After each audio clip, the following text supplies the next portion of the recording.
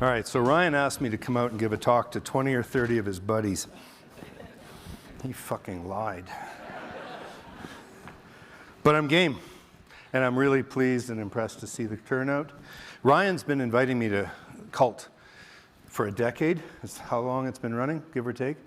And this is the first time I've actually been able to make it out here. The fact that he put me on stage might have helped, but I was tempted to come anyway, so I appreciate that. And certainly in looking at the roundup of speaking and intellectual stimulation opportunities out there, one of them was superior to me, which is why my girlfriend's upstairs not listening to my talk. So I appreciate that they've brought everything together.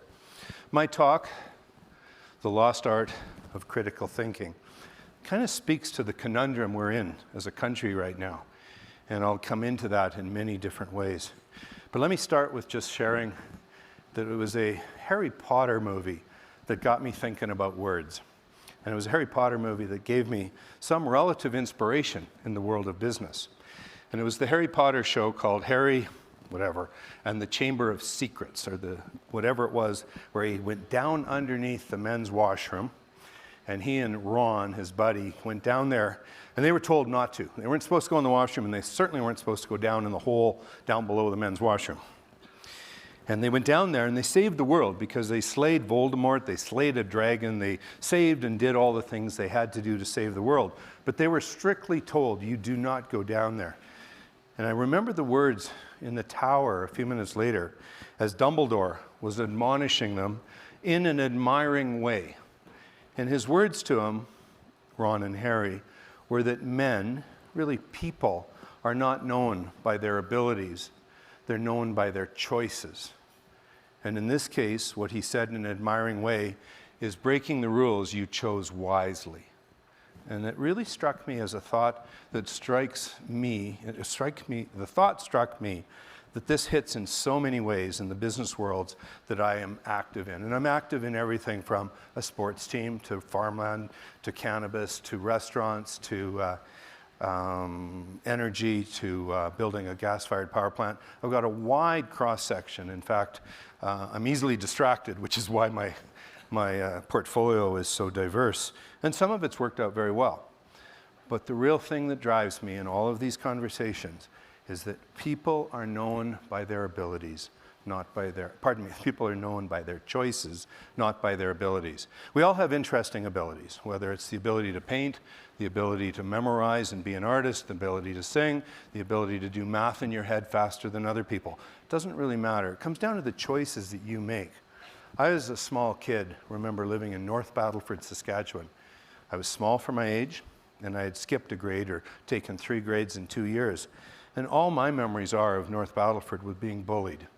Picked on by boys, picked on by girls, but made to feel unwelcome and uncomfortable. Leaving North Battleford was a starting point for the new Brett, because I went to Saskatoon and I studied engineering there. By the way, I was in my 2nd year of university when I found out you have a choice of universities. Economically and geographically, I didn't have a choice. So I never thought about even applying to the University of Alberta way over on the other side of the country. But I went to Saskatoon, and fortunately the engineering school there was world-renowned, and I had an opportunity to get a great education. But I still remember my first day in class looking around at the dorks and dweebs in my class, guys with the glasses that were broken and shoelaces that were knotted and shirts that probably hadn't been washed for a week. And it was the first time in my life that I really fit in. These were my people. And I understood what it would take to actually buckle down. I'd done well in school, but I'd never been pushed. All of a sudden, I was with a group of farm boys, small town kids, who were there to learn. And it was a fascinating experience. And I went from being a participant to being a leader, because I fell in love with the people and the classes and the learning. So I got actively involved with student politics, got actively involved with virtually every sport that I could, and graduated, headed to Alberta. Started in Edmonton, ended up in Calgary, worked as an investment banker for 25 or 30 years, retired on my 50th birthday, gave notice to my partners, and a short while later, I got an email that changed my life.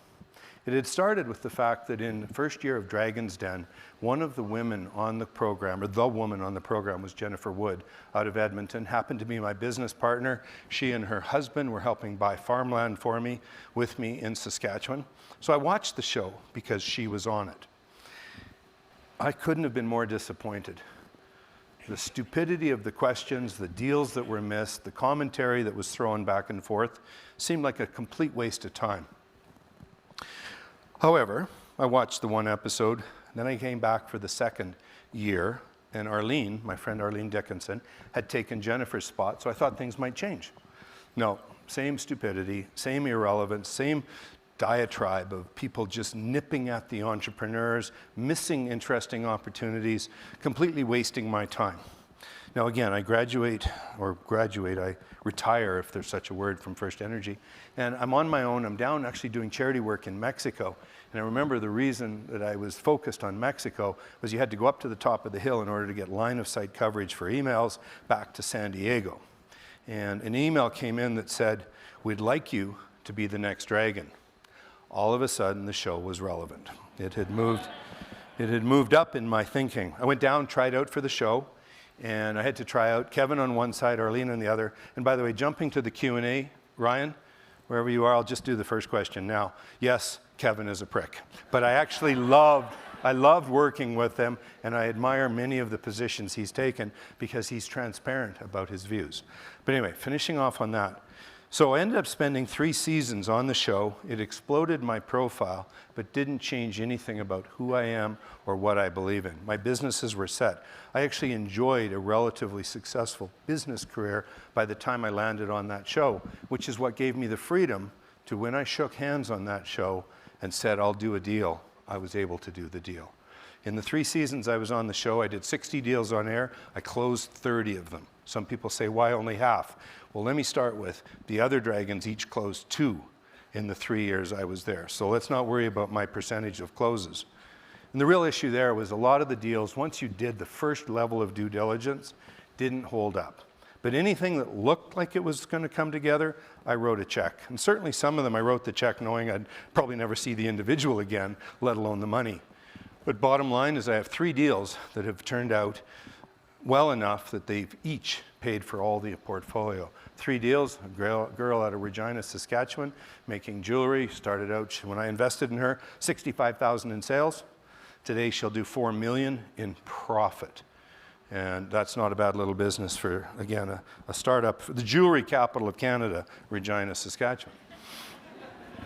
Then there's a business out of Saskatoon called 320, who take shipping containers and learn how to modify them into remote residential housing for industry. But out of that, they learned how to build modular, and they've exploded their business. And we'll do 10 to 15 million of top line and 1 or 2 of bottom line in that business. And then the last one is a firecracker extraordinaire. Name's Barb Stegman. Barb is the girl who came to Dragon's Den, and she had discovered that she could import oil from Afghanistan and turn it into perfume. And that perfume would then be fair trade.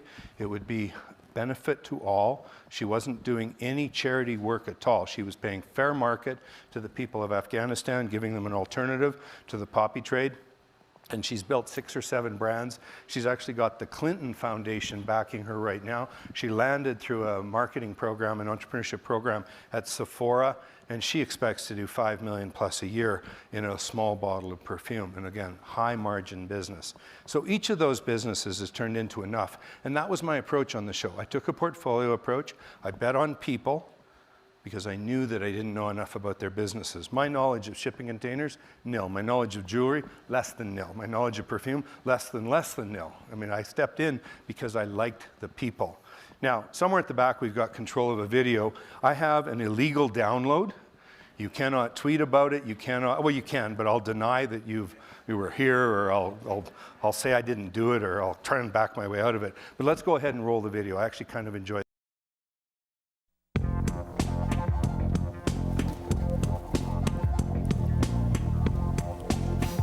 Hello, Dragons.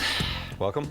My name is George Strombolopoulos, and I want to give you an opportunity to get in the ground floor of an energy company. 1 pill, you take gives you all the energy you need for a day, or at least 8 hours. One pill. Is this you thing get up. patent? Are you patented? Am I patented? No, I mean, there are other manufacturers out there, but there's quite a demand for this one.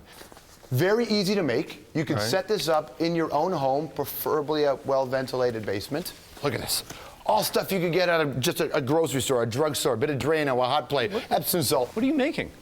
An energy pill. It's not an energy pill, it's a meth lab. No, meth is negative. No, it's a meth not lab. a meth lab, it's an energy lab. We provide a service. It's not unlike coffee. I can't believe you're even asking us to invest in this. George, what are the risks in this business? It's a small chance you'll blow yourself up. Small risks, I hear high profits. No. That's good cooking. George, I can't be part of this because I see a vision of me in jail with a boyfriend. I'm out too with this, but I've got a friend that might be very interested in this. How is that? Give him a call. Yeah, please do. Ground floor You better opportunity. hope his friend wants it. This is 'cause like- I'm out. You have I'm a- out. My friend's here. He'd like to like talk his to you energy. about If it. you never guys don't thought want so. to I'll answer talk to this this my- is talk to without my a doubt friend. a Talk to great, my that is friend. not my, I don't even know I'm out. where this came from. Arlene, Jesus, really? I don't even know what to talk. Hi, what is going on? Come on, explain it to him. Sir, Yeah, there's come on, nothing to tell him. explain it. Tell him. So that was put together by CBC for the George Stroumboulopoulos show. And when the Japanese headquarters of Dragon's Den and Shark's Tank is Sony, when they found out that it had been published, they had it taken down immediately. And I have an email that says I'm not supposed to use it, but I can't find the email, but I can find the video, so away we go. Anyway, as you can see, there's not a lot of downside risk to that, and certainly not to me. And, but we had some fun. The show was about celebrating the world of entrepreneurship. I didn't like the way the Dragons sometimes said, I'm out for now. Well, there's no follow-up show, so out for now means I'm out forever. Then there was the Dragons who said, I'm out because you have no sales. For fuck's sakes, a startup has no sales. And this is about startups. What the Dragons should have said is, I don't have the intellectual capacity to evaluate the possibility of the future of your business, whether it's the intellectual property or the sweat equity or the time and vision that you have going into the materials, the product, the service that you've got. No, I, the Dragon, will just shut up. But it made for better TV when it allowed them to say, I'm out because you have no sales. Then there was the Dragons. Kevin and Robert might have been two of them, might have only been two that I'm talking about, but they would make offers that said, I'll do the deal. And by the way, the rule in the show was that you had to leave with the amount of money you came looking for. So if you said, I want $200,000 for 10% of the company, my counter could be, I'll give you 200 for 40% of the company, half the value that you were looking for. But in this case, Kevin and Robert would always say, I'll give you the 200,000, but I need 51% of the business. Well, stop and think. How many entrepreneurs would start Dragon's Den hoping to give up control of their company on day one to, of all people, Kevin, let alone Robert, who would never close his deals anyway? So some of the commentary was silly. The Dragon who kept offering airline miles in exchange for equity. I get the idea of Contra, but I don't really need airline miles because I haven't found a bank that'll take payments on mortgages using air miles yet. The part that I celebrate about Dragon's Den, and I'm going to slip into critical thinking in half a second, but the part I celebrate is the fact that we raised the profile of entrepreneurship. We raised the profile of taking the risk.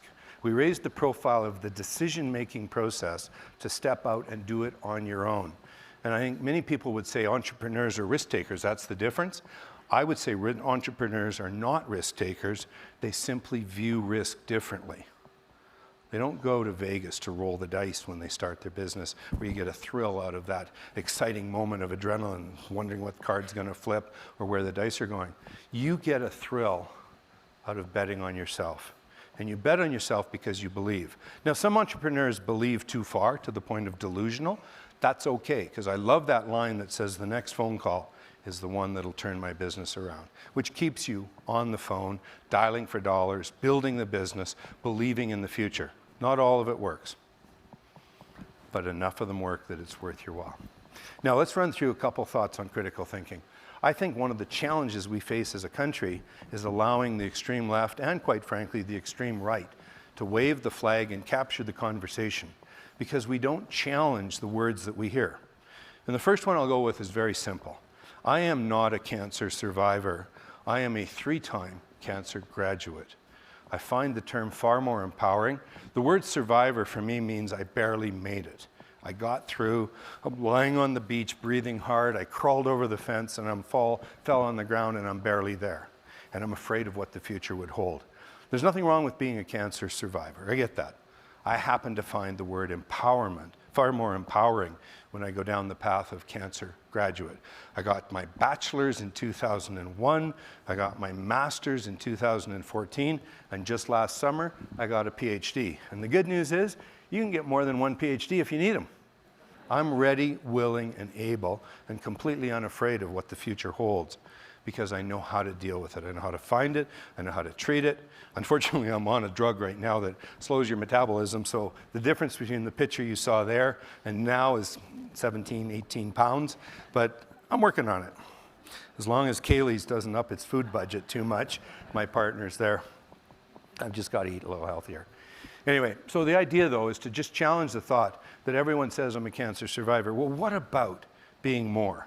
And that's where I love the word cancer graduate. I challenge the thinking around mental health. And often people talk about mental illness, and I hate that word. I talk about mental wellness as a different perspective. The old cup is half full, cup is half empty. I have bipolar disorder. It might be a mild form, might be treated with supplements. I might have some depression moments, I might have some high moments. But above all, I don't feel any shame. Anyone here who wants to judge me because I have a mental health challenge called bipolar disorder, quite frankly, the shame is on you, because I'm not bearing any of it. It's the open and transparent conversation about the challenges we face. And let me ask the question, just a show of hands. How many of you people here know someone who has a mental health challenge? And how many agree that it's themselves? There's an awful lot of us. And there's no shame in it. It's only shame when you won't talk about it. There's only shame when you deny that the challenge is facing you. And I'll leave you with that thought. I struggle supporting charities that are focused on domestic violence, because for me, domestic violence is seen through a gender lens. It's as if the only issue in the world of domestic abuse is physical violence. I've spent time in an addiction treatment program, came to understand, and I still remember a girl saying that the bruises my mother gave me will go away, but what my dad said to me will never be forgotten. The emotional abuses, spiritual, there's so many forms of abuse. Teasing, understanding the person with the power, teasing, an adult teasing a child, that, whether you realize it or not, is a form of bullying. So the conversation about the umbrella of what constitutes domestic abuse is where I want to take the conversation. I will never tolerate someone hitting someone else. Elder abuse, child abuse, partner abuse, I don't care. None of that is tolerable. But until we, hang on, sorry. I'm on stage. No, ciao. That's my son, and I will take my kids' calls no matter where I am. I don't care. And I apologize if anyone was distracted for 12 seconds. Anyway, he's living in Australia. He calls me every afternoon.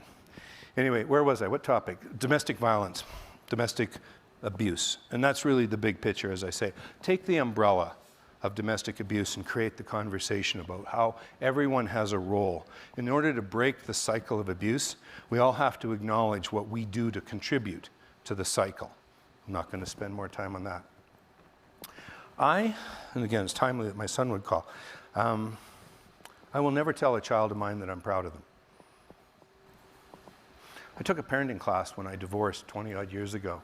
And there was lots of 2 days worth of material, but my key takeaway was a conversation about empowering your children. And it's easy to say, I'm proud of you. I'm proud of you for how you did in that math exam. I'm proud of you for how well you did in that ballet class. But why are you taking ownership of their experience? Stop and think about what those words mean. I am proud of you. Who fucking cares? It's the kid that should be proud of what they've done. Let them own it. And my son teases me all the time, says, yeah, I'm proud. But the comment is, you must be proud of how well that math exam went. You must be how well you did on that book report. Let them own the moment. It's no different than in my office. I would never say to Caitlin, I'm proud of you. Now, Caitlin, I am proud of you, but first things first, you need to be proud of what you do. And that's the ownership moment. So again, there's a big gap between taking control of other people's actions and outcomes and letting them own it. And so just challenge you to think about those words. I apologize for the F-bomb. Where's the little guy? I said there'd be 2. We're done now. Canada's Own the Podium program. God, I hate that. I think that's the stupidest use of time and money that a country could ever create. Now, have we got more medals over the years? Yes. Is it because of Own the Podium? I'm going to argue no. And could we have done better than that for a country? Absolutely. In 2008, I was in Beijing. I was one of the largest, if not the largest, personal donor to the Canadian Olympic team. In this case, I directed money to the men's swim team. And the reason I did that was I had a personal psychologist. We ended our relationship as a psychologist and patient so that he could ask me for a charitable donation for this cause that he was working with. And I willingly did it, and it was the best use of time and money that I've done in a long time. And it's public record, but I gave $50,000 to the, again, the Olympics organization to allow the men's swim team, again, it was a bit of an experiment, to do a couple of camps. And the reason we wanted to do camps was to create a sense of team. Swimming, for most of you, is an individual sport. At the end of the day, in most swim meets, they put the fastest 4 whatevers together and run them off. And that's the team putting forward their best 4 warriors, and they run. Our thought was that instead of just picking 4 on the day, that we go in with a stronger team. It wasn't just about the flag on their chest. It was about understanding how powerful they were as a team. So it was team building exercises. There was all the fitness work that you'd need to do in terms of dry land and water, all those exercises, but there was team building embedded.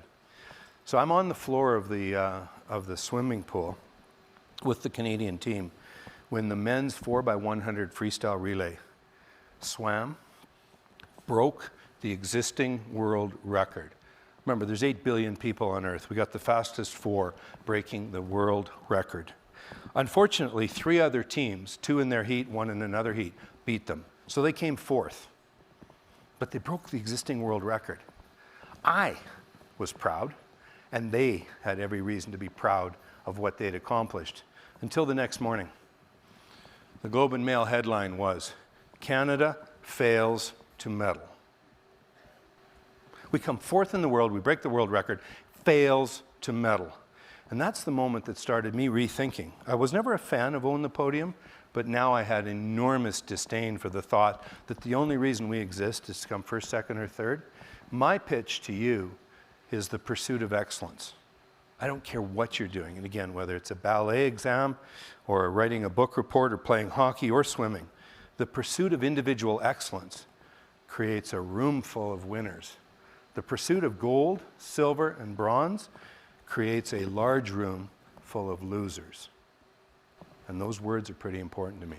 I don't like losing. Trust me, I love coming 4th more than 5th, 3rd better than 4th, 2nd better than 3rd. But I also celebrate excellence. The individual pursuit of being the best you can be is the game changer.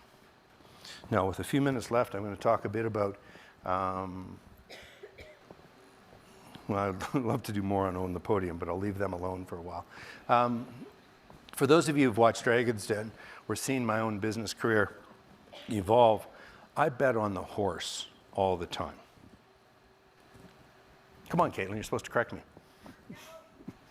I bet on the jockey, exactly. I was just seeing if you were listening. Yeah, duh.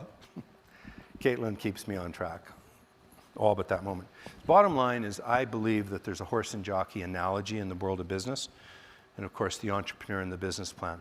And as I evolved, certainly on Dragon's Den, I fell in love with jockeys. I understood that they were the long-term solution. Every business plan is wrong. It's just a question of when, not if.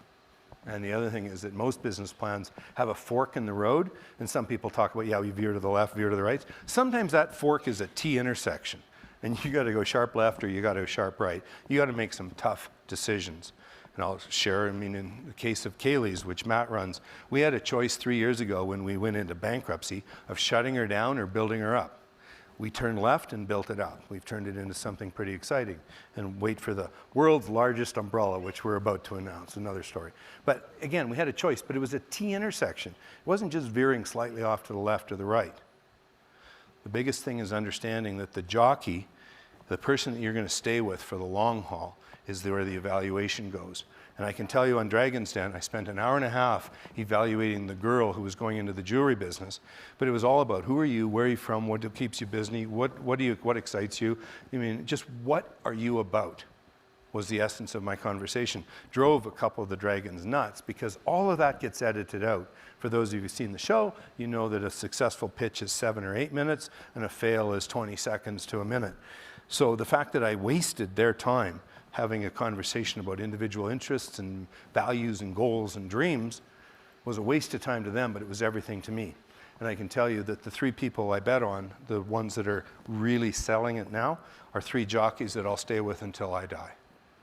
Great people. And they walk into a room, I get excited to see them. They're my business partners. Have we made mistakes? Oh yeah. I can tell you the jewelry company struggled for the first 4 years. We were getting nowhere, spinning our wheels, spinning our wheels. Then she found a product and took that product and ran with it. And everything else she's building and running with is growing behind it. Likewise, converting shipping containers at 320, that's not our business. We build modular. But did we spend the first 5 years doing shipping containers? Absolutely. Did it work? It worked well enough. Ryan, get ready. I'm going to have one more conversation here. I am fundamentally and philosophically opposed to economic diversification.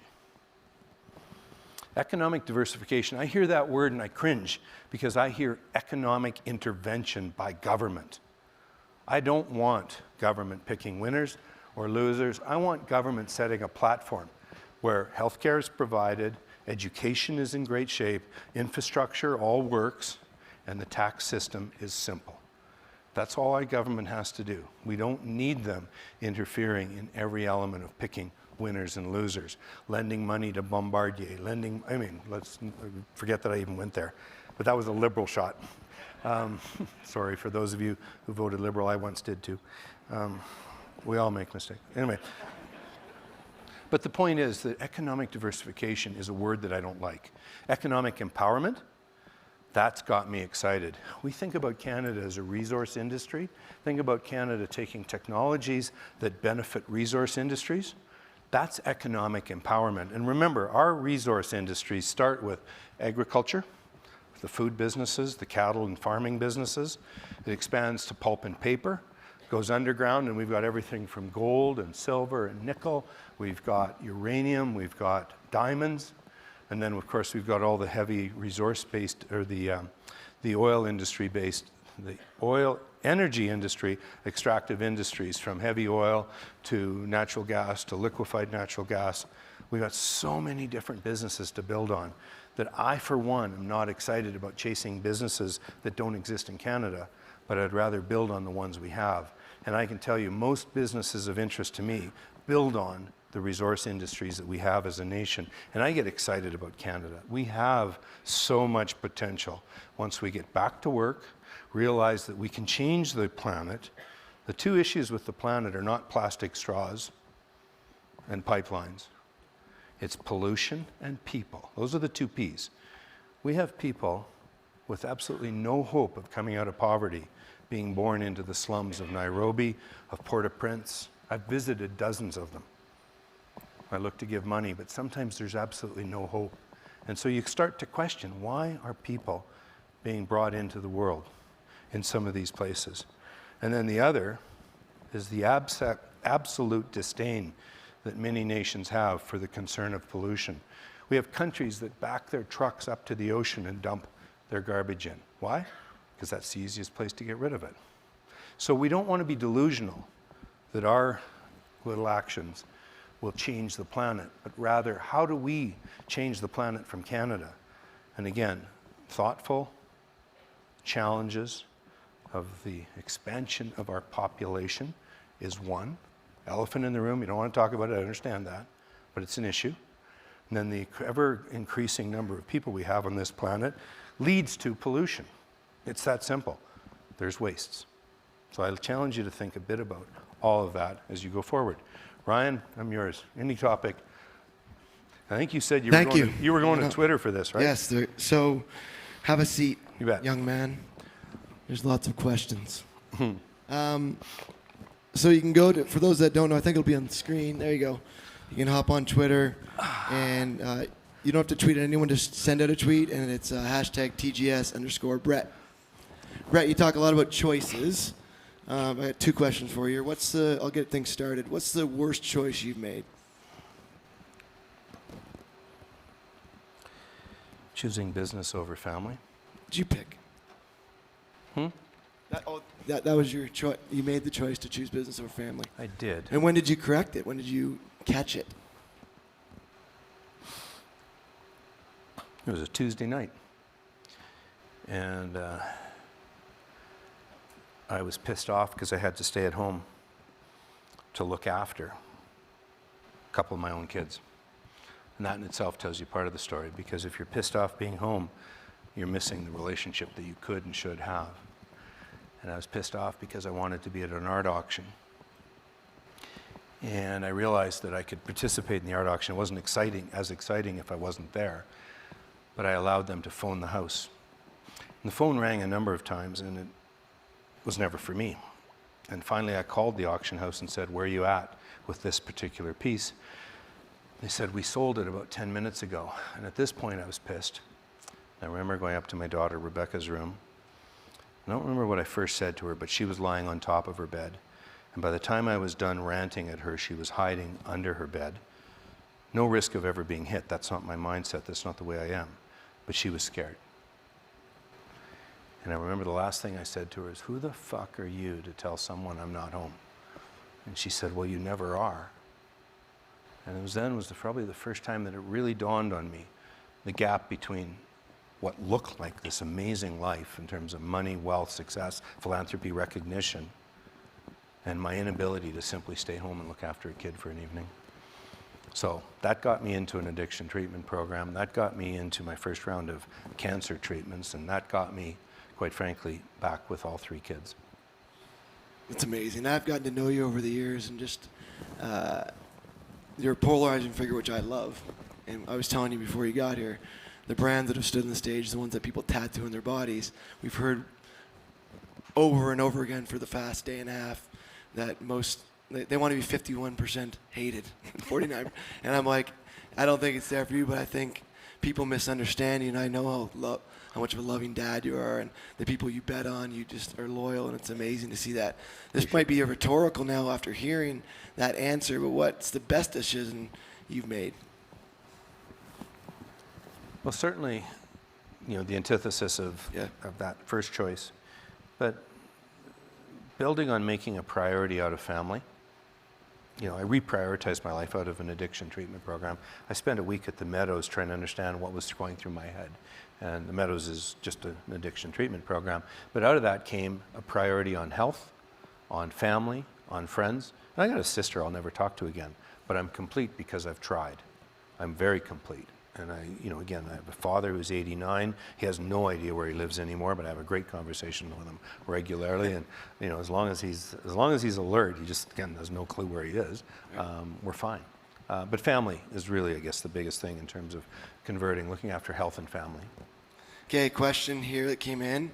You talk about jockeys. What character trait do you see in your jockeys that you bet on? Is there one that is they say a thin line? I think they meant, is there a line that's drawn through them? That's actually one of my favorite questions, because it's a difficult one to answer, because there's so many different traits that you care about, honesty, integrity, but sometimes it's knowing what you don't know.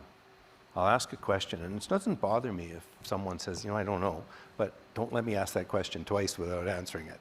You've got time to go figure it out, find out.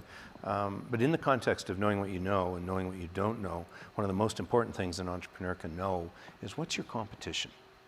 A lot of times they say, well, there is no competition. Well, the moment you believe that, you're going to miss the 10,000 people coming at you somehow, somewhere, someplace. I'm going to dig into that one a bit. Peter Thiel talks all the time. Who I like him. He's a contrarian for sure. He says, competition's for losers. Don't think of competition. How do you square that away with what you just said there? Well, you need to be aware, and I think Peter might be Peter's got so much market shtick right now that almost anything he puts his name to is going to work. You know, he's Peter. You know, he's got it. I'm not. I'm just Brett, and I got a little more You have work a pretty to good do. track record too. You know, we still keep track. I've got a page and a half of deals I've lost money on, and that goes. I have a package that we circulate every couple of weeks with my inside team, and there's 2 pages, a page and a half long of mistakes. I keep those there to remember that, yeah, that one screwed up. And I'm okay with that because I don't need 100% success. I need 51, as some would say. But in terms of choosing people, honesty, transparency, openness, a willingness to accept and acknowledge mistakes. You know, I work with people who admit they make mistakes all the time because I'm faster than them at making mistakes, so they have to keep up. I like that. Kenny49. Hey, Kenny. I'm a fan of yours on Twitter, Brett. Sometimes. Thank you. Sometimes. Sometimes you get me fired up. Cool. I don't know if you follow Brett, but you should. It's fun. What's your thoughts on cancel culture? People are afraid to have an opinion these days. The mob mentality is real. How do you remain brave? Great question. Yeah. Keep 'em coming, by the way. This is fun. You know, no one ever thought that as we started to connect through Facebook and, I mean, how many of you are on Facebook? Instagram, LinkedIn, Yeah. Twitter, Tinder. There's one person on Tinder? Come on. Wow, you'd think there'd be more opportunity than that in this room. But anyway, the real point is we all participate to some degree in social media. And I don't think any of us, remember, it wasn't long ago that newspapers stopped allowing comments on articles because it was nothing but cave warriors and cave-dwelling keyboard warriors. I get frustrated by the fact that we can't have thoughtful dialogue. And at the same time, someone look at my tweets and go, I just called all the leaders other than Premier or than Andrew Scheer, I referred to them as a room full of dorks. I saw that. Yeah, and that stirred a couple of pots and created Maybe. some conversation. But I want to challenge people to be the best, and I hate accepting the status quo on anything. And so I've challenged Jason Kenney, I've challenged John Horgan, I've challenged Scott Moe, and again, I want everyone to be the best they can be because I really do believe in Canada, the Confederation of Canada, the pieces of Canada, and I don't much like when people try tearing us apart. And that goes in. This is perfect for the next question that came in here. And I in my opening talk, I spoke to different ages at this event. And this year we sold a ticket to an 11-year-old. And by the way, that 11-year-old, if you're still here, are you He's here? right over there. Give him a hand. Stand up. You got a ticket. Stand up. Hey, stand up. What's your name? Say it again. Luke. Luke, you're my hero, man. And next year your ticket's free. And thank you for coming. It's amazing. But for his generation coming He up. brought his dad, by the way. It's amazing. His yes. dad's never been. You're teaching your dad things. And I've heard things that you're doing. It's amazing. I want to talk to you afterwards. But young entrepreneurs are getting scared with this cancel culture as well of having an opinion on things. And for guys like Luke, it was Luke, right? What's your best advice for young entrepreneurs trying new things that are counterculture? Well, a little bit of a squirrel moment in my head right now. Okay. I struggle with people being attacked for cultural appropriation. I remember this white couple took on building a Mexican restaurant in Seattle, and they got shut down because, and again, it wasn't Mexicans that were complaining, it was people saying that you had absorbed their culture, and it's just so wrong. I'm very close. I have 9 First Nation chiefs in my phone. When you're in my phone, it's a contact, it's a friendship. And there isn't one of them that's worried about cultural appropriation. They're far more interested in what can we do for our people in the world of empowerment. And I've stood in front of Aboriginal groups before and say, I don't believe in reconciliation. I think that word's had its day, it's over. We haven't reached it, we're not going to. There is no such thing as end.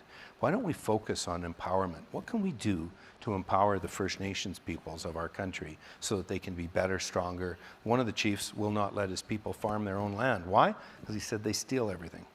There's a conversation that's an open and transparent dialogue, and I am helping him look at business opportunities for his people where theft isn't an issue, where it's providing a service. And again, there's ways of around this, but we need to have those conversations. But if we allow the counterculture, the people, the extremists, someone, maybe they're here, attacked me for the fact that I challenged the world that we're in right now, saying we're in a state of civil war. And so someone on Twitter said, well, you're inciting civil war, and he was shaming you for letting me come to stage. Me? Yeah, you got Oh, shamed for that. thank Now, you're going to have a tough time finding me saying we need to divide our nation. We do What need- did you mean by that? So what was What I meant was that civil disobedience to the extremes that we're getting, where we're shutting down our nation and the nation's economy with people who have nothing to do with the Wet'suwet'en peoples, that's wrong. And my view is that we should have been just sprinkling them with water in cold weather. They would have, it wouldn't have been harmful. They just would have gone home. Yeah. Let's. Yeah, you can tweet spend. that. Someone will you're attack me. Canadian. You're Yeah. Canadian, but you spend some time in the U.S. And I think probably over 50% of our audience here travel here from the For U.S. sure. or elsewhere, which is amazing and humbling. But you spent time in Nashville. How do you, this question is, how do you? So this guy says, gal, sorry, I'm a Nashville Predators fan, but I'm not from there. What's Nashville like? And how you found bringing an NHL team down to the southern U.S. where ice hockey isn't really a thing? Have you created a cult brand? Well, I bought into the Predators the first night that I was in Nashville. I happened to go to a dinner party, happened to be talking hockey, because Canadians always talk hockey when they go south. And a guy at the table, his family was part of the new ownership group. They had lost someone from the group that was trying to buy it from Craig Leopold that morning. The gap in terms of what they were looking for, it was something I could afford. The next day I shook hands on stepping into the Predators. And 2007, 8, 9 was when I stepped in, and we didn't have enough season tickets to get league revenue sharing. We had to fake it. I had 1,000 season tickets in my own name, so to speak, to make it work. There was a lot of things we had to do. But what made hockey work in Nashville was the management team. Not the players, but the management team. The people who were off the ice saying, we need to, and I remember our coaches, not just the coaches, our GM and our president went to every single high school 5 times to give a talk about what hockey was, because you had to explain it. And I can tell you, there was times in Nashville where they did not understand what a face-off was. They didn't understand what a blue line pass or a 2-line pass. It didn't matter. They just didn't know. Today, Nashville is probably the center of sports entertainment. It's insane.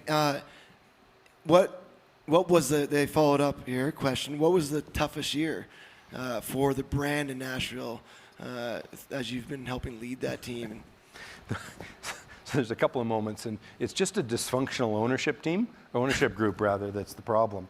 And you can find this. One of the owners sued the rest of us for $200 million. That didn't go well for him, but it still was a headline. And then one of the other owners is in jail because he paid for his equity forging his mother's signature on a mortgage on her house. So that didn't go over well. So Boots Del Baggio's in jail, and David Freeman's no longer relevant.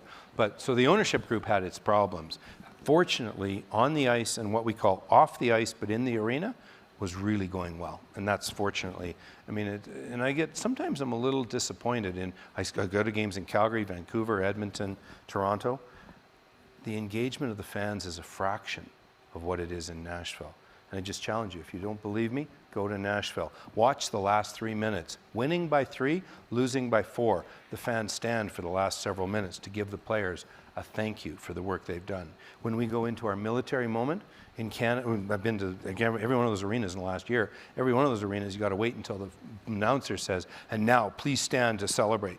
But as soon as the military moment starts, because of music and the way they're distracting the crowd, people stand immediately, and it's on their chest. And the celebration of who they are, what they do. There's 1 minute left in every period. The announcer's name is Paul. He announces, now there's 1 minute of play remaining in the period. The whole fan base goes, thanks, Paul. And then we all laugh at ourselves for saying it. But it's engagement, it's fun. They have a band stage. We gave up 20 tickets for a permanent band stage. You know, Vince Gill has crashed the band stage. Pink Floyd has been, 2 of the members were on the band stage because we have a stage that people can walk onto. We understand that sport is a form of entertainment. Last one. There's so many questions, and I know I want to get to all of them. We'll do one more because the thing's beeping at me here. What's next? What's next? What else are we doing? There's a big gala. I'm willing to go 4 more minutes. We'll go. I'll do 2 more questions. Okay. I'm getting blowing up here. there is a lot of contingent here from Calgary, and they want to know what do you think will bring Calgary out of the funk we're in, and they said try to not focus on oil and gas. I don't know what they mean by that, but basically, what do you think will bring us out of this cycle? You've been through a few. Yeah, and then that ties a little bit to the conversation about, should we become a tech hub?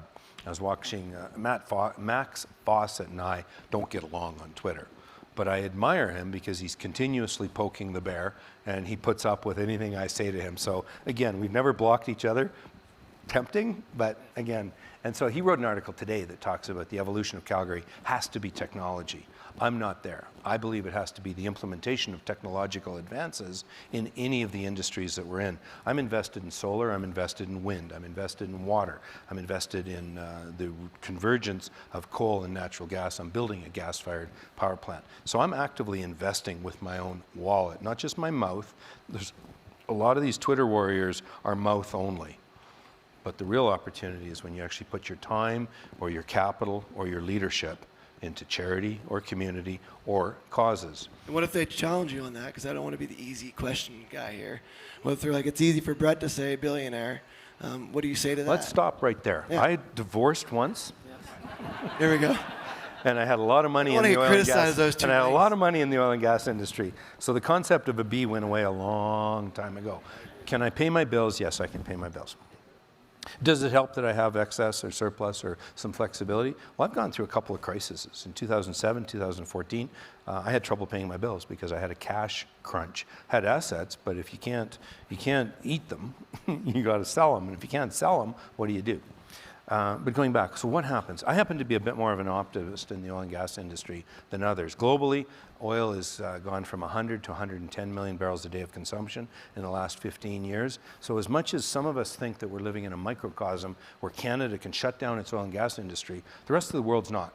We are the only country in the world working against its energy industry. So to some point in time, our industry will rebound because there's absolutely no choice. The world needs Canada. Cody Battershell and his work, the world needs Canadian energy. We're going to see it through Keystone XL, Line 3, Line 5. We've got TMX coming. There's First Nations groups coming to me for advice and support on how to take oil through Churchill or back through Gateway.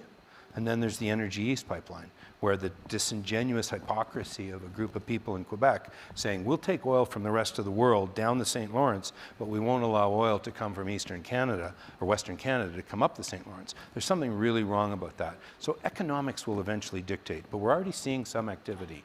We're seeing some activity in terms of drilling, seeing some activity in terms of property acquisition, some trading, and what we need is called the reinvestment of cash flow. So as we've hammered operating costs down, the Canadian oil and gas industry is as efficient as it can be. It's got as few people running as effectively as it needs to be, and all we got to do is wait for world oil prices. Right now, coronavirus has hurt the world oil production, but we are capable of generating cash flow. The question is, what do we do with that cash flow? If we simply send it as dividends to downtown Toronto, it doesn't benefit Alberta in any way, shape, or form. But the moment we start redeploying it, whether we're building gas processing facilities or transportation or any kind of processing or call it value-added work, we suddenly win. And that's where I believe, and that's why I've started investing again in Alberta. I'm building a gas-fired power plant. It's the only power plant under construction in Alberta right now of any size. We're looking at building another one. Again, I believe in the future of Alberta. There's two, that's all. Two final questions. This gal says, you invest in oil and gas, but you also invest in music and culture. Why do you continue to invest in music? And musicians, I guess they're saying it. What's interesting is I don't really invest in, I've never written a check to a musician, but Brett Kissel's one of my best friends. And if any of you know Brett, I met him 7-8 years ago. He lives in my condo in Nashville, but he lives there now with his wife and 3 kids and a nanny. So when I go visit Nashville, I got to stay in the kids' room. It's evolved. But he lives there for free, but he performs in my stages. So I do a lot of charity events, and I bring people to stage. And that's really where I've worked to showcase Canadian talent, especially country and Western, because those are the 2 genres that count. But in my humble opinion. Hip-hop. Yeah. Hip what? Yeah, exactly. How old are you? Yeah. Whoa. Hey. I heard that. Show us your hair. Yeah, hip hop. I got it. Last one. So, cannabis has exploded. Yeah. You've been an active investor in the U.S. and Canada, a big investor in the U.S.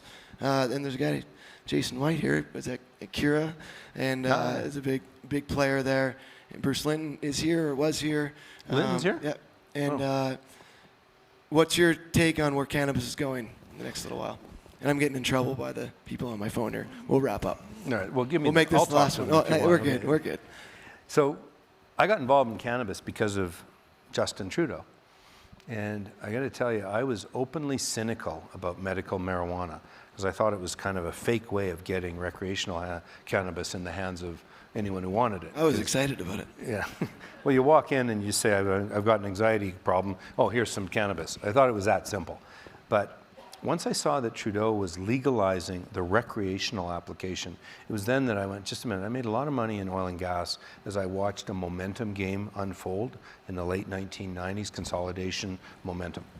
And so I knew that there'd be a momentum play in cannabis. So we started investing actively, and I bought one of everything.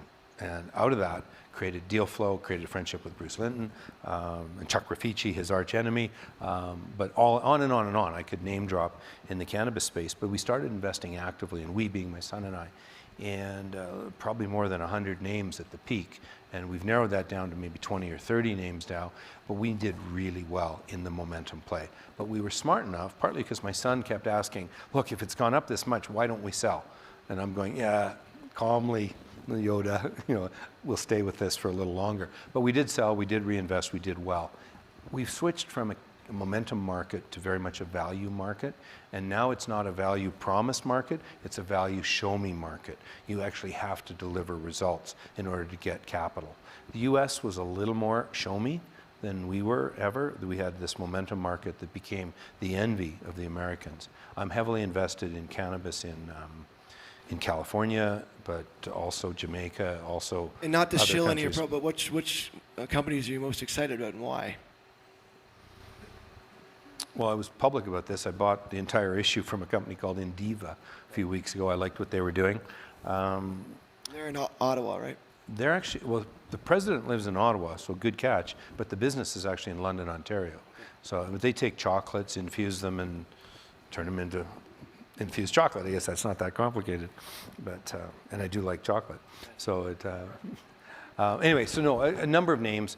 I don't have any real name dropping to play with in terms of who's what. We've got a couple of funds that we're involved with, and I happen to think that the market is going through a compression phase, but we will see some interesting times again. I'm really confident in that. Well, listen, Brett, it's great to have you here today. This whole event is to celebrate the courageous brands, the outsiders, and the leaders behind them, and you're that type of person. And I just want you to know, and we've learned from the leaders here, they also need to be encouraged and thanked for their outsider mentality and standing up and speaking out. And I wanted to thank you on behalf of all of us for being really honest today. Brett Wilson.